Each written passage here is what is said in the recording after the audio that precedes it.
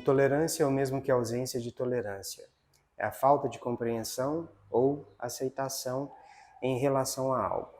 Uma pessoa intolerante apresenta um comportamento de repulsa, repugnância e ódio pelo que lhe seja diferente.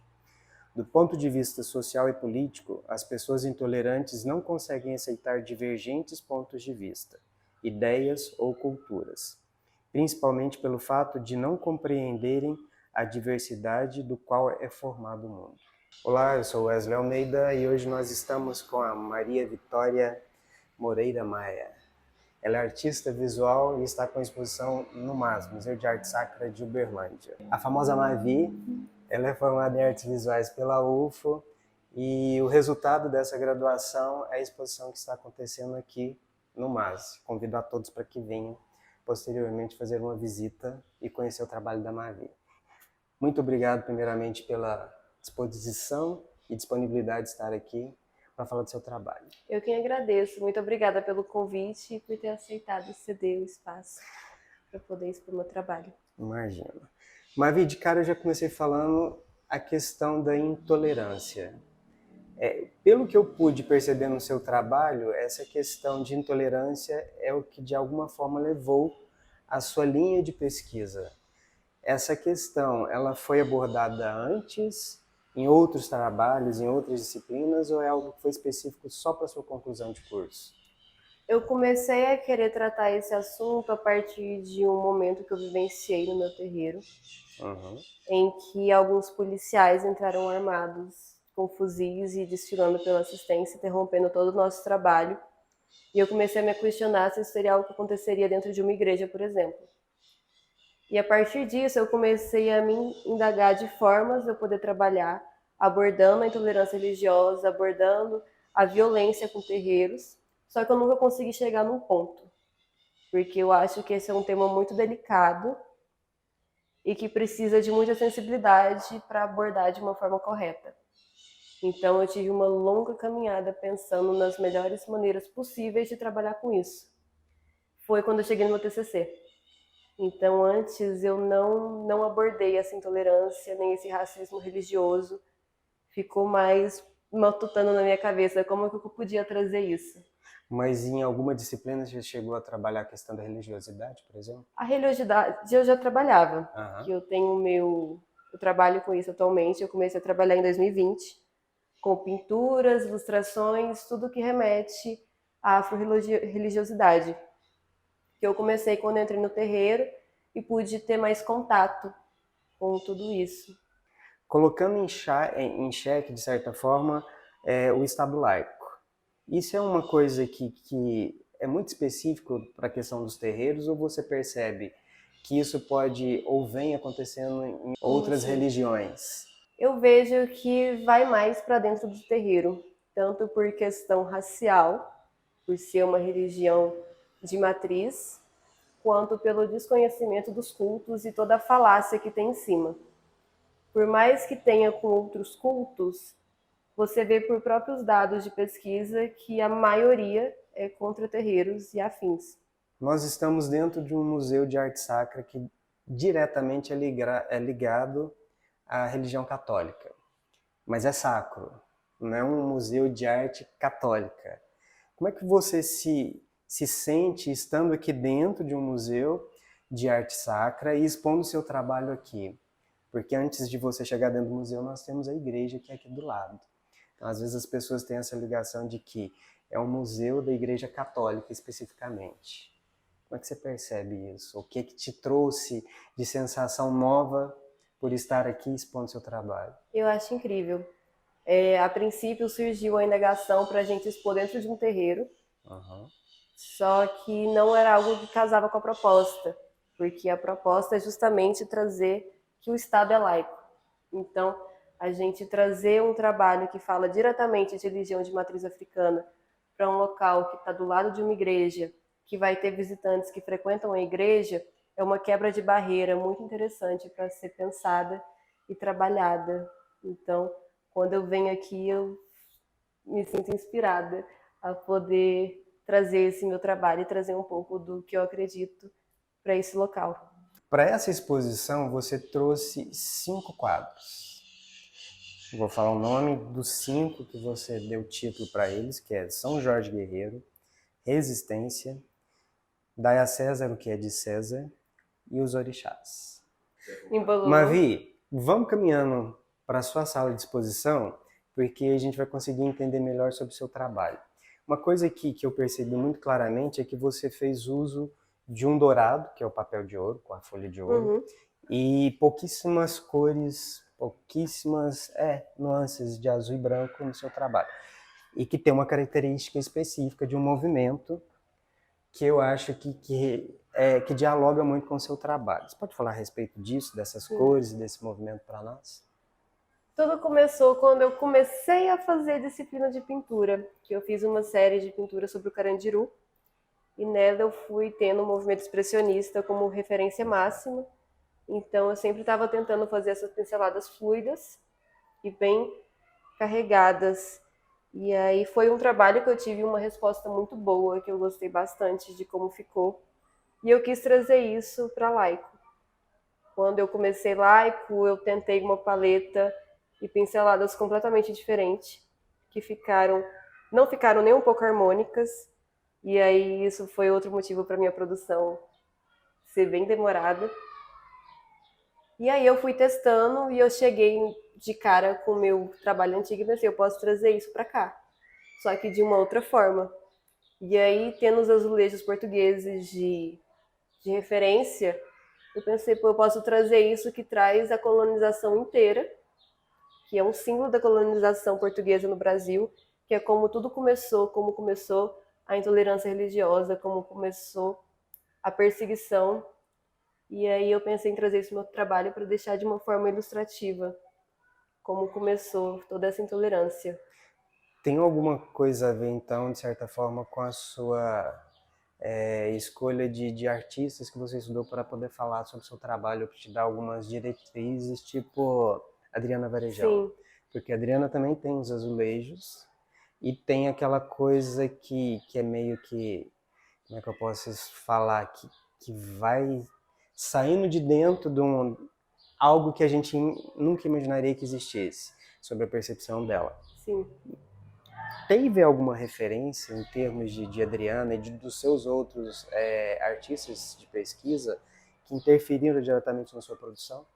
Eu acho que quando eu me deparei com a Adriana, ficou mais claro na minha cabeça como eu ia ter essa referência do azulejo. Ela me serviu para dar essa claridade nas minhas intenções. E um artista que ele foi incrível, que eu pude descobrir por causa desse trabalho, foi o Elian Almeida. Sim. Ele é um artista que eu vejo muito do meu traço, no traço dele, e muito do que eu trago na pintura, ele traz na dele também. Tem uma pintura que ele faz alguns azulejos portugueses, que foi uma referência gigante também. Embora eu tenha conhecido ele, a minha produção já estava quase finalizada. Eu demorei um pouquinho para conhecer. E aí quando eu conheci, eu fiquei, uau, ele é muito bom. E aí hoje em dia ele é uma referência que eu carrego para tudo. Que eu já leio artigo, leio tudo que ele faz. Vamos direto para sua exposição agora. E aí nós vamos começar a falar ali de cara da sua primeira tela que está aqui, que é a São Jorge Guerreiro. Ela representa, de certa forma, 3 divindades. E que não é uma coisa só da sua religião daquela época. Conta para nós. Traduz essa tela assim, da sua percepção da forma de criação.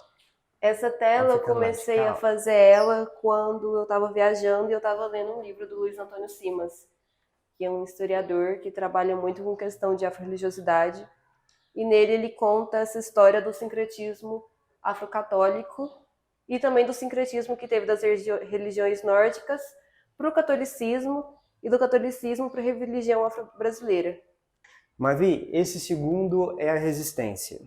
Sim, esse foi o primeiro que eu fiz. Ele foi um quadro que ele demorou bastante tempo para ficar pronto, porque eu fiz um esboço pequeno, depois eu fiz uma tela grande, aí eu fiz um outro esboço para depois chegar nessa. E ela eu trago também novamente esse sincretismo com a imagem de São Sebastião, que aqui para o Sudeste ele é como Oxóssi, e aí eu tenho algum ponto de Oxóssi aqui também fazendo essa referência mais... Que são os simbolismos que estão aplicados na sua obra. Isso. E aí Araras representando os povos originários do Brasil, que também tem um pouco em algumas religiões de matriz, e o galo representando Exu, que vem primeiro. E aí fazendo toda essa mistura de religiosidades aqui que a gente tem no Brasil, e como o santo católico ele acaba com a violência. É exatamente essa ligação de rompimento entre uma religião e outra, ou não? É só para... É para simbolizar essa como o santo ele para a violência. Porque foi uma forma que eu consegui encontrar de trazer o que aconteceu no terreiro, quando eu estava lá com a minha avó e entre os policiais armados. E quando eu questionei, será que isso aconteceria na igreja? Sim, foi o que você falou antes. E aí eu trago isso representando esse momento. O seu terceiro trabalho é A Rezadeira Vai Rezar. É uma pintura que expõe a hipocrisia em algumas religiões, em trazer símbolos pacíficos e na prática realizar o oposto, certo? Sim, eu trago um pouco da católica e da evangélica, e alguns símbolos evangélicos também, para mostrar que é pregado essa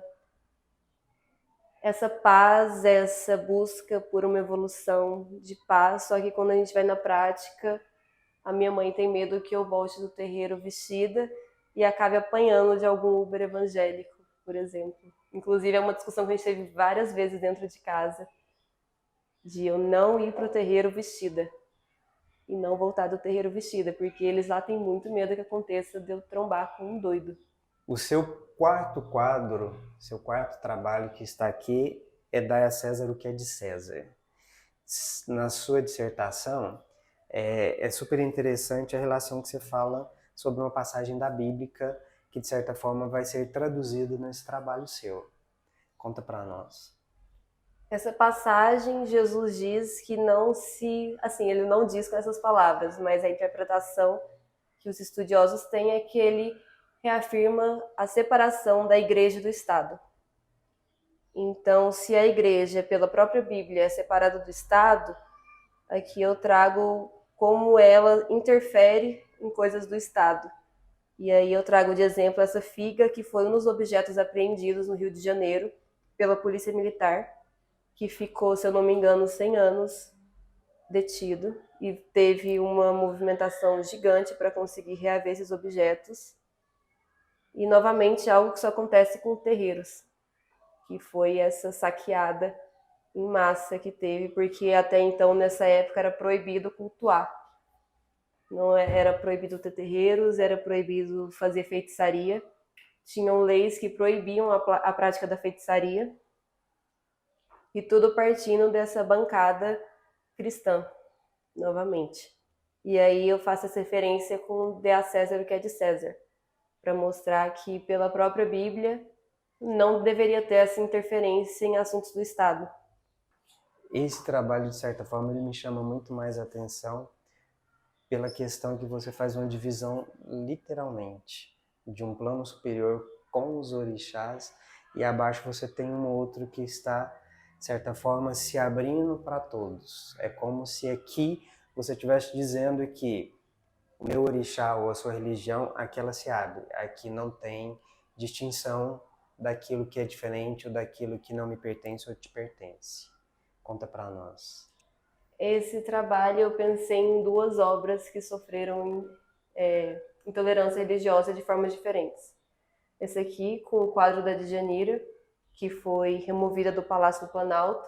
E no mesmo dia que notaram a falta desse quadro, teve uma missa evangélica dentro do local. E abaixo eu trago uma imagem que é minha, que eu que fiz essa ilustração, e que foi postada nas redes sociais, e que eu sofri uma onda de intolerância, de comentários absurda, de gente me xingando, de gente querendo me converter para o catolicismo, de gente querendo me converter para a evangélica, e falando muito mal de Iemanjá, como se ela fosse uma espécie de demônio ou um falso deus. Sim.